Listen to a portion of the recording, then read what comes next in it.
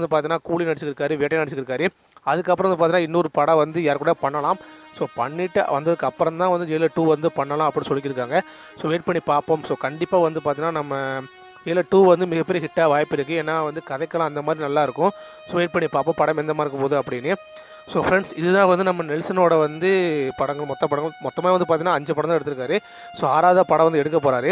So எப்படி வந்து லோகேஷ், அட்லி இருக்காங்களோ ஸோ அந்த ரேஞ்சுக்கு தான் வந்து இப்போ வந்து நம்ம நெல்சன் வந்து வந்திருக்காரு. அதாவது பார்த்தீங்கன்னா நல்ல ஒரு மார்க்கெட் உள்ள இயக்குனர்னா, ஒரு கமர்ஷியல் படம் கொடுக்குற இயக்குனர் மத்தியிலே வந்து இவரும் வளர்ந்துருக்காரு. வெற்றிமாறன் அவங்கள தனியாக விடுங்க, அவருடைய ஸ்க்ரீன் பிளே வேறு மாதிரி இருக்கும். பட் இவங்க 3 பேர் தான் வந்து இப்போதைக்கு வந்து கலெக்ஷனில் வந்து கிங்காக இருக்காங்க. ஸோ வெயிட் பண்ணி பார்ப்போம். ஸோ ஃப்ரெண்ட்ஸ், இதுதான் நான் சொன்ன வீடியோ. உங்களுக்கு கண்டிப்பாக வீடியோ பிடிச்சுன்னு நினைக்கிறேன். மறக்காம பிடிச்சா லைக் பண்ணி ஷேர் பண்ணுங்கள், சப்ஸ்கிரைப் பண்ணிக்கோங்க. நாளைக்கு நான் உங்களை வேறு வந்து பார்க்குறேன். Thank you so much. அதெல்லாம் பீக் பண்ணி ஒரு இடத்துல இந்த இடத்துல வந்து அது ஒரு பிளாஸ்ட் ஆகும், பார்க்குற ஆடியன்ஸுக்கு வந்து அந்த ஒரு கூஸ் பம்ப்ஸ் வரும்ன்ற மாதிரி ஒரு மொமெண்ட்டில் இது இருந்தால் நல்லா இருக்கும்னு தோணுச்சு.